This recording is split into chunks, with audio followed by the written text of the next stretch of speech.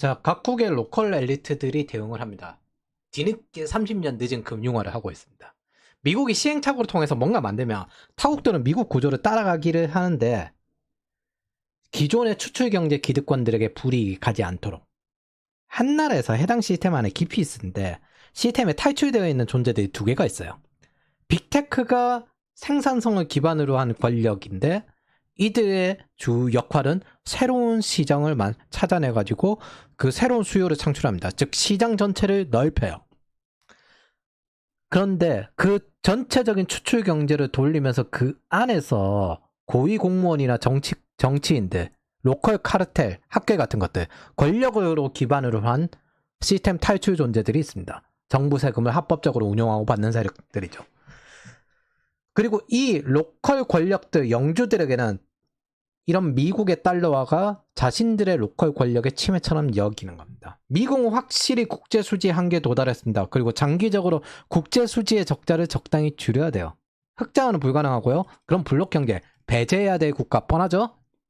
자, 그러기 위해서는 국제 수지 줄여가는 동안 물가와 고용 중 하나는 포기해야 됩니다. 일단 고용 포기는 확실해요. 우선 불법 체류자 특히나 쫓아내야 되는 이유는 그들에게 물가가 올라가는 것도 있지만 일자리를 가져가 실업률에 문제를 주기 때문에 지금은 노동력을 줄여야 돼요. 그리고 물가와 고용 중 오가면서 생산성이 커버되기 기다려야 하고 전쟁 경제 특성상 에너지는 최대한 싸게 공급을 해야죠. 그래서 제가 보기에는 다음에는 물가를 포기해요. 이거 두 가지에서 왔다 갔다 하면서 커버해야 됩니다. 이 모든 걸 커버하려면 결국에는 미국 경제 자체의 경제 체제 생산성을 증대시켜야 됩니다. 이게 GDP 성장이에요. 경기 순환은 제약하지 않는 이상은 애초에 자유롭게 되니까 저 두 가지에서 왔다 갔다 해야 될 겁니다. 저걸 내부 정부에서 어떻게 커버하느냐? 그럼 방법은 공급이죠, 공급. 장기적으로 어떻게 되냐면 인재는 이동하기 쉽게 될 겁니다.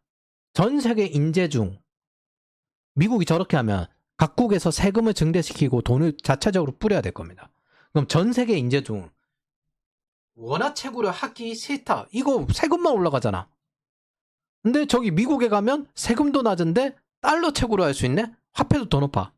그럼 정부 실패 세금 증대, 국가의 그런 나라들의 인재는 미국으로 가고요. 이동을 더 쉽게 할 겁니다. 반대로 이동할 수 없는 대중이 있습니다. 이 사람들은 코인으로 자산을 이동시키게 될 겁니다. 즉 자본만 보내는 식으로. 코인을 바꿔 말하면 자유로운 자본 이동의 확대, 즉 생산성 경제에 속합니다. 이게 로컬 비즈니스를 하는 은행, 정부들에겐 불만이죠. 각국의 추출 경제로 생존하던 은행, 정부들이 금융주권, 통화주권, 화폐주권이라는 이야기로 선동하고 있거든요. 지금 한국에도 그렇고 미국 코인 거래소를 쓰고 스테이블 코인을 쓰고 이것으로 이체할 수 있으니까 즉 일상 달러와의 걱정을 가지고 있습니다. 자국 내 농노들이 지금 생산성 보상으로 지급된 자금이 정부와 은행으로 부채를 만들어야 되는데 이 자식들 그래야 내 이득이 되는데 코인으로 들어갑니다. 안 그래도 농노가 번식을 안 해가지고 대출과 소비를 안 하니까 불만인데 말이지. 말 그대로 흑마술사들이 고통을 쥐어짜내듯 하는 짓거리죠. 그래서 여러분들은 저 주권이란 말에 낚이지 말고 엘리트 영주들의 권리를 지켜줄 것인가 아니면 자유진영에 부담 없는 정도로 내가 리버티 본드를 찰 것인가 이렇게 결정을 해야 됩니다. 여러분들이 비트코인 그리고 알트코인 3대만 사세요. 이더리움 그 다음에 그 리플, 솔라나 요 3개 정도만 사십시오. 그래서 이런 것들을 사는 것들은 리버티 본드가 될 겁니다. 혹은 뭐 서클도 괜찮다고 생각해요. 코인베이스나. 저는 이들이 하는 주권이란 말을 엘리트들의 영주들 권리 정도로 여깁니다. 과연 이 주권들이 희생당한 세대들에게는 지킬 가치가 있냐? 너네들은 우리 배를 가르는데? 오히려 착취 수단을 활용하는데? 이건 보수들도 똑같이 합니다. 가치 없는 건 빨리 버리고 새로운 가치를 만드는 게 중요합니다. 이건 늙은 애고입니다. 엘리트들에게서 가치가 있어도 일반 대중, 특히 젊은 MZ인 우리한테는 가치가 없습니다. 중년들에겐 가치가 있어도 청년들에겐 가치가 없어요. 번영, 자유, 안전, 법치주의 무엇도 가치를 주지 못합니다. 오히려 자유진영에서 벗어나는 것이 주권 침해로 여겨집니다. 지금 현재 한국은 자유진영에서 벗어나고 있죠. 비트코인이나 스테이블 코인이든 이런 것들은 달러로 환산될 거고 달러화 될 겁니다.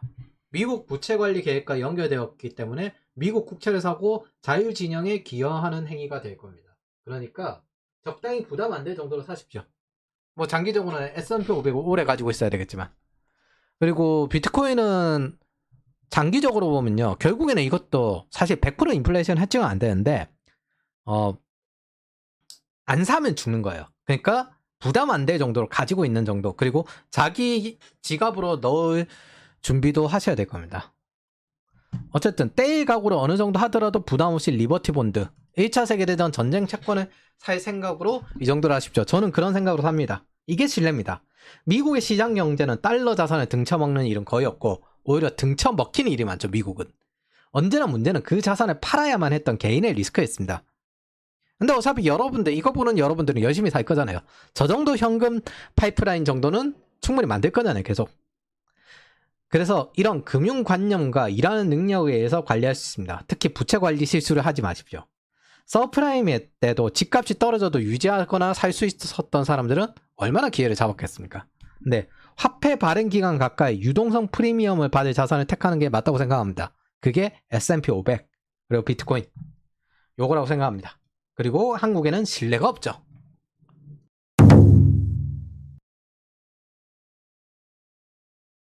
자, 그럼 글로벌 엘리트들은 지금 금융화를 뒤늦게 하면서 뭐하냐? 진작에 하지. 우리 자산 좋아요. 사세요. 미국을 제외한 3대 경제, 유럽과 중국, 한국, 일본은 미국의 금융자본주의를 거부하고 케인즈주의를 추구했죠. 이게 신자유주의니까. 정확히는 밀턴 프리드먼의 통화파를 따라야 되니까. 그게 싫은 거예요. 정부의 힘을 놓고 싫어. 그래서 케인즈주의를 계속 추구했죠. 은행으로 경제를 컨트롤해야 정부의 경제적 통제력을 유지할 수 있으니까. 뒤늦게 미국이 코인화를 하니까 와, 안 되겠다. 이거 금융화해야 되겠다. 그러면서 이러고 있는 꼴 가소롭습니다. 이들은 인류의 문명을 개척하는 것도 아니라 미국이 개척한 문명을 뒤따라가느라 버거운데 안 가더라도 그냥 내가 이 권력을 유지해야 된다. 사실 북한 김정은이나 시진핑이나 하는 짓거리가 각국에 있는 것도 똑같죠. 중요한 거는 이걸 얼마나 시장에 자유가 있느냐, 이거 차이죠. 사실 똑같아요. 그냥 정도의 문제일 뿐이지. 지역 통제권을 지키기 위해서 지금 현재 뒤늦게 하고 있는 것 뿐입니다. 저는 리스크에 고인물화된 다음 문명을 개척하면서 리스크 매니지먼트화된 30년 넘는 고인물화된 혁신기업 뭐 저기 M7 저런 데 투자하고 싶습니다. 다음 데이터 문명에서 혁신할 기업과 금융 시스템에 투자하고 싶어요. 그리고 그 기업이 있는 자산, 달러 자산, 여기에 투자하고 싶습니다.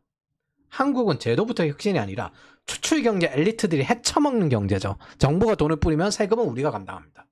그리고 그 돈은 다른 어떤 엘리트들이 처먹죠. 원하는 신용도 신뢰도 없고 한국 자산은 더더욱 신용도 신뢰가 없어지고 있습니다. 반면 미국 주식 자산은 이런 과정에서 보면은 뭐야, 더 투자해야 되겠는데 신용과 신뢰가 커지고 있습니다.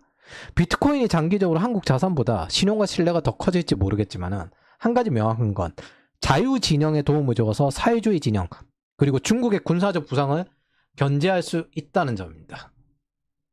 자, 그러면 본질적인 질문을 해보도록 합시다. 코인은 폰지 사기 맞습니다. 근데 법정화폐는 아닌가? 지금까지 금융사의 역사는 부채 떠넘기기입니다. 이걸 그냥 뛰어난 누군가가 생산성으로 합리화했을 뿐이에요.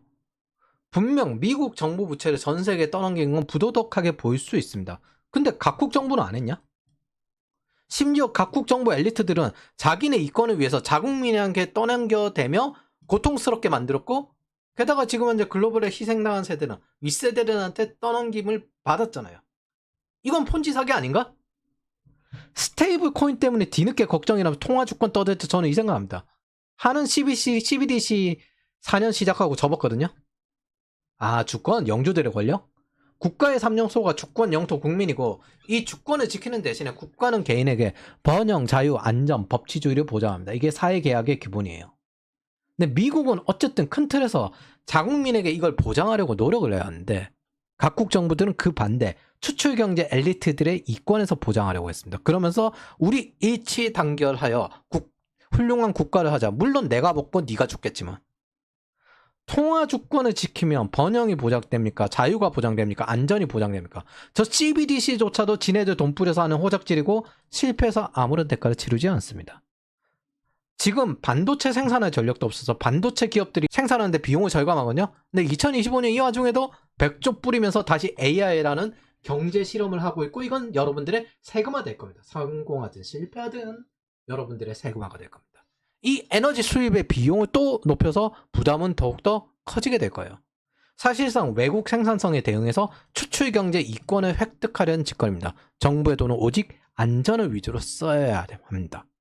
인플레이션이란 보이지 않는 세금도 보이는 세금도 모두 대중이 부담하고 엘리트들끼리 즐겁게 한번 실험하면서 이익 챙기고 끝나요. 그들은 돈을 가져가고 부채는 그 시스템 안에 있는 우리들이 떠넘겨집니다. 그리고 그들은 책임지지 않아요. 밀턴 프리드먼이 괜히 이런 말 하는 거 아닙니다. 이 통화주권이라는 게 개인에게 무슨 번영과 자유를 보장합니까? 오히려 안전까지 위협하지. 그럼 그게 주권입니까? 아니면 엘리트들이 노예를 통제하기 위한 영주들의 권력입니까? 우리는 영주들의 가문에 충성하면서 성과를 배분받는 레이팅 존재들이 아닙니다. 우리가 사랑하던 자유진영에 있던 대한민국은요, 모순적이고 부족해요. 어느 나라는 다 똑같습니다. 근데 나름 노력하는 문명에 속한 그런 곳이었고, 공동체 일원들도 노력하던 사람들이었습니다. 그 문명 공동체는 이제 자유진영에서 벗어났고요. 일원들은 배극견으로 가득 찼습니다.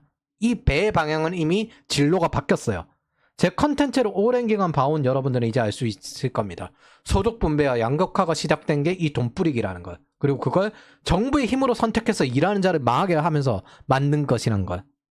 주 3일이 되어도 주 6일 일할 자는 일하고요. 주 3일 일할 자는 다시 주 1일을 원합니다.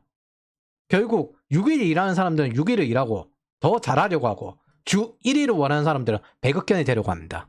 그럼 가능성이 있는 자들에게 투자하고 그 일하는 사람을 탄압하며 국가는 어떻게 될 것 같습니까? 조소기업화 되는 거지. 이 잘하는 자가 먼저 퇴사하지. 그게 지금 국가 간 인재 이동입니다. 여러분들이 가장 크게 집중해야 될 거는 언제나 답은 글로벌이었다는 겁니다. 저 문과들 짓거리는 저 마인드 소리 저런 거 다 버리고 한국에 있으면 손해라는 답입니다. 언제나 답은 글로벌이었습니다. 일정 수준 이하의 회사에 가면 성희롱하는 남자 상사와 시태를 부리는 여자 상사로 4.3 스트레스가 일의 스트레스를 넘어서요. 사람이 90년대 초중고가 보통 이렇게 돌아가죠. 저 새끼는 저 따위로 일하고 나랑 같은 월급을 받네? 그게 지금 현재 한국 상태잖아요. 3인주의가 망하는 이유고, 오직 로컬에 사는 자들의 질투심, 시골 이장이 새로 이사온 귀농민 뜯기와 같은 방식. 이거죠. 이거. 나는 빡시게 일하고 있는데 저것들은 나보다 더 받네? 뭐 누구는 이 말 하더라고요. 평생 받는 줄 안다. 평생 받는 사회를 만들려고 지금 하고 있는 거잖아. 심지어 일하는 사람 세금이잖아. 자, 이 금융사와 지금 변화하는 상황에서 당신이 집중해야 될 건 세 가지입니다. 카드버블 당시요, 2002년. 지금 노인 세대인 40대 50대 그 당시 사람들은 백화점 중산층이었습니다. 고객층. IMF 이후에도 40, 50대는 안 망했어요. 근데 그들은 지금 망했습니다. 그 당시 카드 버블로 망하고 과소비 습관을 가졌던 20, 30대 6명 중에 1명은 모두 신용불량자였거든요. 근데 이들 보십시오. 이들은 부활했습니다. 자, 2001년에 다운에이징이라고 했어요. 다운에이징. 뭐? 20, 30대 대상으로 이렇게 강세를 보였다. 이때 카드 버블 시기 전입니다. 2002년 전. 30대 불황기 소비 주도 계층. 이게 카드 버블 전이에요. 2001년. 이제 이쪽으로 넘어가겠습니다. 이 패션 쪽으로 확장을 시켜요. 그리고 2013년 현재 2025년 52세에서 60세인데 이 소비를 누가 감당을 했을까? 10년쯤 지났을 때. 럭셔리 소비를 감당해주는 퐁퐁 남편. 2013년 업계에서 VIP 카드를 40대 남성이 주로 발급하는데, 뭐야? 이 사람들 10년 지났을 때 40대 남성이 카드를 발급해서 백화점 지출이 압도적이다. 뭐? 이유는 아내. 저 소비를 남편들이 감당해 준 거죠. BC카드 VIP 카드 고객 7, 80대는 남성이었는데 왜 발급하냐?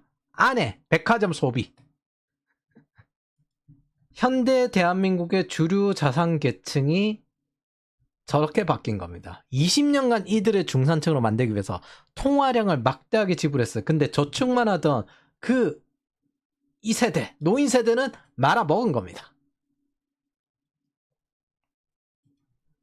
이들의 퐁퐁짓을 지원하면서 이들은 노력이 아니라 유동성 프리미엄의 집중 수혜겠잖아. 사실 부동산도 이명박 때 받았잖아요. 그때 전세가 없어가지고 서울 외곽으로 갔었거든요. 그거를 열심히 공급하면서 M세대인 저는 부모의 구매력과 자신의 구매력 둘 다를 착취당했습니다. 적어도 저는 배째의 자격이 있어요. 자식 세대를 착취할 자격도 있고 나는 부모 자식 둘 다 뜯겼어. 그러면 최소한 니네 자식 정도는 배째의 자격이 있지. 그리고 그 자격은 지네들 부모가 줬죠. 근데 그걸 저는 다르게 써보려고 하는 것 뿐입니다. 이 시스템을 좀 부숴봐야 되겠다.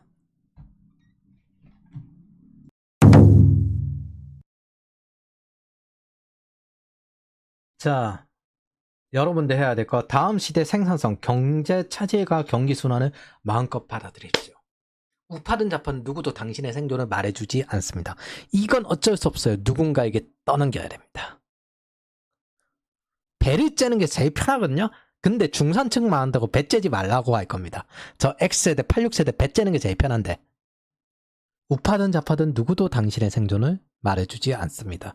그리고 결국에는 저들을 살리기 위해서 돈을 또 뿌릴 겁니다. 자, 그러면 이제 과거의 반복을 생각을 해봅시다. 안 바뀔 게 뭐냐? 새로운 시대에 적응하는 사람들이 빨라요. X86은 있잖아요. 그 윗세대는 주판 쓰고 그랬어요. 근데 이쪽은 엑셀이나 이런 것들 쓰던 세대거든요. 우리는 AI와 클라우드를 받아야 됩니다. 나이든 CISO들 되게 많은데 AI와 데이터를 안 받아요. 데이터 기반 의사결정. 사실상 클라우드보다 안 받고 저는 이제 그런 단체방이 있잖아요. 그러면은 AI를 적응하면 안 되겠다. 이거 뭐 잠깐 떴다가 죽을 거다. 이런 말 많이 했습니다. 클라우드가 글로벌을 휩쓸고 있는데도 이런 말 많이 했어요. 근데 투자 시장 쪽에 있는 사람들 이야기 들어보면은 실시간으로 바뀌고 있고 자금이 다 바뀌고 있고 이런 식으로 바뀌고 있어요. 이런 시대 변화에 대해서 저기 안에 극소하게 있는 사람들은 절대 제대로 받아들이지 못합니다. 최근에 버튜버나 온라인 방송이 느는 것도 다음 시대에 맞춘 세대의 변화예요. 뭐? 이제 문화나 예술은 이걸로 퍼지게 되고 이 시스템에 맞게 퍼지게 되는 거예요. 미래 생산성과 소비는 항상 미래 세대가 정하는 겁니다. 엑셀이 나왔을 때 주판에 쓰는 사람은 당연히 몰락할 수밖에 없어요. 우리는 받아들이기 싫어요. 왜냐하면 내가 통제권을 잃는다고 생각을 해요. 바뀌면 바뀌는데 적응을 해야 됩니다. 두 번째, 모기지로는 우리나라에 본격적으로 쓰이게 된 게 2004년 정도거든요. 그전에는 주로 단기 대출 반복이었어요. 근데 부동산에 투자하더라도 새로운 자산에 대해서 빠르게 적응을 해야 되는데 당시에는 돈이 많았던 사람들 40세에서 50대가 서울에 등기하고 금융을 공부하지 않아서 문제가 됐습니다. 근데 이들이 만약 다르게 행동했다면 훨씬 더 큰 풍요를 이루었을 겁니다. 근데 보통 이런 경우에는 그 지역에 계속 커뮤니티가 있고 친구가 있고 그래 여기서 계속 살고 싶다. 이런 마음이 제일 커요. 이런 말이 있어요. 돈은 여러분들에게 자유를 안 줍니다. 금융관념이 여러분들에게 자유를 주지.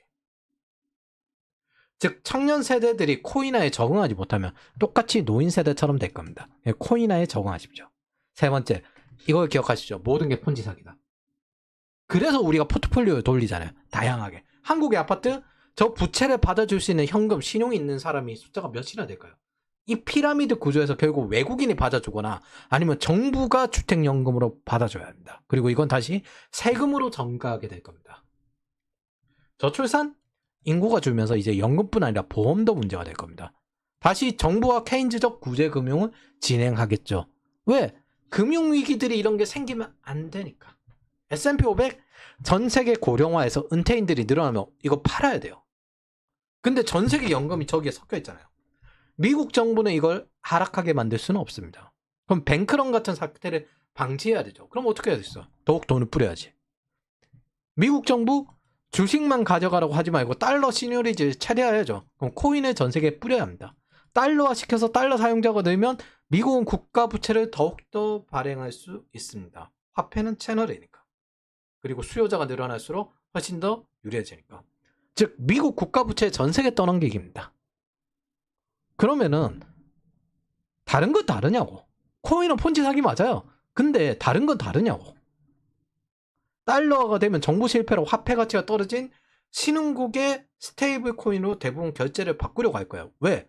각국 정부는 미국에 대응해서 이걸 방지해서 국민을 통제하거나 아니면 막으려고 유도를 할 건데, 우리 일반 대중의 입장에서는 이 화폐 가치가 떨어진 정부 실패, 이거 은행에 들어가면 들어갈수록 대출만 늘고, 그럼 또 우리 세금 되고 불만이야. 근데 달러가 훨씬 더 믿을 수 있는 자산이지. 그렇게 할 겁니다. 제가 여기서 말하는 것도 꽤 많거든요. 그거는 학생들한테만 말할 거고, 이 정도만 돼도 제가 보기에는 5년 동안 10,000원 이상은 벌지 않을까. 그리고 이건 자유진영으로 갈 거냐 공산진영으로 갈 거냐 선택지, 즉 가치관에 의한 자산이 되기도 할 겁니다. 근저기 코인이고, 저는 자유진영에 제가 부담되지 않을 정도로 돈을 보낼 의향이 있습니다. 그게 코인을 사는 심정이에요. 보통 정체성은 주입이 돼, 주업이 되고요, 가치관은 자산이 되고, 부동산 좋아하는 사람들은 끝까지 부동산 사더라고요. 그게 아닌 줄 알아도 마치 자기가 그게 마음이 안심이 된대요. 세계관은 현금 파이프라인입니다. 자, 근본 이제는 사라져 있고요. 남은 화폐 연동 가치는 경제 체질과 경제 규모라고 생각을 하십시오. 그러면은 달러도 마찬가지. 근데 저 달러와 얼마나 지역 사회의 연결이 아니라 얼마나 코인과 연결되어 있는가, 이것도 새로운 생산성 경제로 동작하는 겁니다. 이 코인도 사실은 그 달러의 가치를 보장해주는 경제 체질과 경제 규모가 하나가 될 수가 있으니까. 자, 세금을 뒤로 미루는 것도, 부채를 갚고 연장한 것도 인플레이션 해칭입니다. 후에 내 돈의 가치는 계속 떨어지니까 과연 돈이란 것은 관념론 가치가 있는지, 이런 의문을 가져봐야 합니다. 우리가 보는 화폐와 통화는 일치하지 않아요? 인터넷화된 비트, 통화는 단위로 봐야 된다라고 말하기도 하고 그냥 정보 채널이라고 하기도 하는데, 이건 제가 처음부터 제시한 건 아닙니다. 그러니까 완전히 동의할 수는 없지만 저는 아이디어는 동의합니다. 예를 들어 안전자산이란 개념은요, 투자자의 수요가 결정합니다. 유럽도 이런 미국의 코인, 무역 달러가 아닌 일상 달러에 대응하려고 하고 있어요. 재무장을 하면서 유로화를 다시 안전자산을 시키려고 움직임을 보입니다. 이걸 바꿔 이야기하면 안전자산이 아니라는 거잖아요. 이게 유로존 사태 이후 유로화가 안전자산에서 많이 벗어났어요. 그리고 기축통화가 되겠다 라고 이야기를 하는데, 그러려면 우리가 하려면 뭘 해야 된다? 글로벌 유로화. 우리도 글로벌 달러화보다 글로벌 유로화를 하고 싶다. 그러려면 이런 걸 하려면 뭐 해야 되냐? 군사력 있어야 된다. 군사력. 이걸 희망하거든요. 제가 보기에는 이건 택도 없습니다. 택도 없습니다. 근데 한 가지는 명확해요. 군사적 안정성이 안전자산의 주요한 요소 중 하나다. 첫 번째, 유로화는 지금 안전자산이 아니다. 글로벌 유로화 하고 싶은 거고, 사실 중국도 CBDC 한 것도 글로벌 위안화를 하고 싶은 거고, 근데 미국은 글로벌 일상 달러화를 하겠다, 코인화를 하겠다라는 거고, 이런 겁니다. 유로화가 믿을 수 없는 이유는 비효율성 경제이기 때문입니다. 자, 그리고 이 가장 큰 맹신 중에 하나죠. 이 폰지 사기는 절대 멈출 수 없을 것이다. 정치인의 속성상 절대 멈출 수 없을 것이다. 이 열차는 멈출 수 없을 것이다. 6번째, 우리의 추진기 운영 방법은 세상에 맞춰서 바뀌어야 됩니다. 일할 장소와 사용하는 화폐와 투자의 포트폴리오 종목이 바뀌어야 됩니다. 그러나 우리의 근본 철학은 바뀌지 않았습니다. 언제나 멈추지 않는 현금 흐름이 안전이지, 쓰는 것보다 적게 써야 된다. 또 이것들을 현금을 창출하는 자산에 투자해야 되고, 세금을 낮추기 위해서 현금을 주지 않고 성장하는 자산에도 투자해야 된다. 그리고 생산성 있는 사람은 생산성 경제로 가서 자동화해서 새로운 현금 흐름을 창출하고 반복하지만, 없는 사람은 추출 경제에서 담보로 대출 받아서 현금 흐름에 세금도 줄인다. 그러면 싱가포르, 두바이에 가면 미국 주식 세금이 0인데 양도세가 없기 때문에, 이런 게 지금 현재 현금 시대의 상황이에요. 사실 현금의 가치는 각 국가의 제도와 경제력, 그리고 금융 시스템이 결정한다는 점입니다. 이게 기본적인 근본 철학입니다.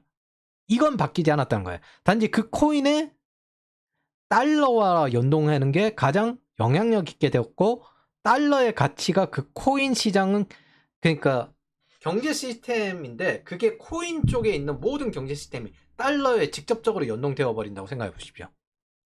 그러면은 사실상 미국 경제 안에 들어있는 것과 똑같은 상태가 됩니다.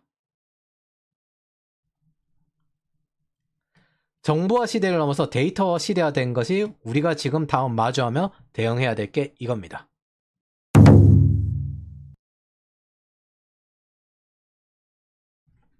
자, 세상에 대한 감수성을 가지십시오. 세상에서 돈을 벌려면. 가끔 엔지니어링 보면 있잖아요. 오버 엔지니어링 하는 경우가 많아요.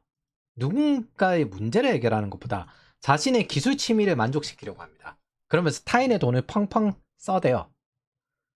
돈이든 시간이든 있잖아요. 리소스든 펑펑 써대면 있잖아요. 그것들이 자체적인 노드를 입자를 가지고 있습니다. 그리고 떠나버립니다. 되돌릴 수가 없어요. 실제로 많은 스타트업 창업자들이 개발자들에게서 뛰어난 기술을 가지고 있다는 사람에게 많은 돈을 지불하고 아무 제품도 나와 있지 않는 경우를 많이 봅니다. 저는 이런 사람들을 매우 싫어하다 못해 혐오합니다. 현대 개발자나 엔지니어들은 사회 변화와 인간 변화에 대해서 특수한 감수성을 가져야 합니다. 저의 경우 일반적이지 않은 역사, 금융사, 전쟁사, 특정 분야의 산업사들을 좋아하는데 왜냐하면 기존의 역사의 경우 정치적이어서 제대로 판단하기 어렵기 때문입니다. 근데 이런 모듈화된 분야들은 정치에서 좀 더 한 발자국 벗어나서 사고할 수 있는 도움을 줘요. 현실에 발을 디디고 있기 때문에. 그래서 사람 네트워크의 개입보다 세상 네트워크처럼 판단을 하도록 좀 도움을 받는다고 생각을 합니다. 대다수 대중이 모르는 시장의 공백을 탐색할 수 있게끔. 제가 쓰는 글들은 강의가 아니라 분석글, 여러분들의 삶의 형태에 영감을 주어 긍정적인 내부의 아웃풋을 만들어내길 바랍니다. 제가 주는 거는 외부에서 인풋을 드리는 거예요. 그럼 내부의 아웃풋, 내가 현장에서 실행하고 결정을 해야 되겠다. 자, 최종 결론입니다. 국제금융제도는 30년마다 업데이트된다. 단지 부채를 누가 떠넘겨봤느냐 문제다. 지금 현재 한국은 국가비만 1억 원, 32살에는 3억 원이 넘어. 지금 태어나면 이렇습니다. 자, 문제를 하나씩 얘기해 봅시다. 우선 이 부채 폭탄부터 피하기 위해서 이제부터 해야죠. 아이를 낳는 건 당신의 몫이지만 최소한 낳은 아이에게 이 부채 폭탄을 도망칠 해외 이주 지원을 해주려고 해야 될 겁니다. 그게 아이를 위해서 가장 좋을 겁니다.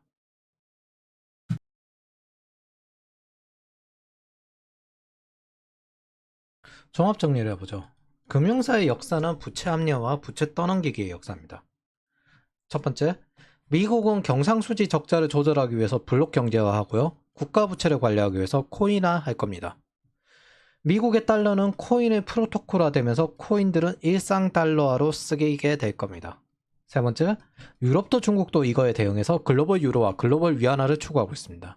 네 번째, 각국 엘리트들은 이 달러화에 대응해서 로컬 권력을 지키기 위해서 뒤늦게 금융화를 하고 있습니다. 우리는 화폐 자산 좋아요. 우리 화폐 자산 좋아요. 달러 쓰지 마세요. 코인화 하지 마세요. 다섯 번째, 장기적으로 각국은 돈을 뿌리고 세금은 올라가게 될 겁니다. 이는 엘리트들의 권력입니다. 여섯 번째, 이 화폐 실패에 대응하기 위해서 이제는 미국과 세금이 낮은 외국으로 가지 못한 대중은 자산만 코인화하게 될 겁니다. 특히 신흥국 시장이 더욱 그래요. 일곱 번째, 통화주권, 금융주권, 화폐주권이라고 짓거리는 소리는 추출경제 엘리트들의 착취짓입니다. 여덟 번째, 미국이 코인을 적극 수용한다는 사실은 코인을 달러에 연동된 경제 시스템으로 만들어서 달러 가치를 높이는 행위가 됩니다. 아홉 번째, 코인은 폰지 사기입니다. 근데 다른 것들은 아닌가? 모든 게 폰지 사기입니다. 열 번째, 비트코인이라 하더라도 완전한 통화량 해칭은 부족합니다. 애초에 처음부터 제가 이야기했어요. 금융순환으로는 통화량 해칭이 완전히 가능하지 않습니다. 11번째, 비트코인을 사는 것은 자유진영에 돈을 보태는 것입니다. 그리고 이것은 진짜 자유주권을 지키는 행위입니다. 12번째, 저는 저한테 부담되지 않을 정도로 투자하고 있습니다. 그리고 이것도 폰지 사기입니다. 근데 하지만 일상 소비, CBDC, 연금, AI 100조 투자, 지역건설, 태양광, 정당 지원금, 국회의원금, 패미 지원, 노조 지원, 시민단체 활동금 등의 세금보다는 가치 있다고 생각합니다. 비트코인이 훨씬 가치 있습니다.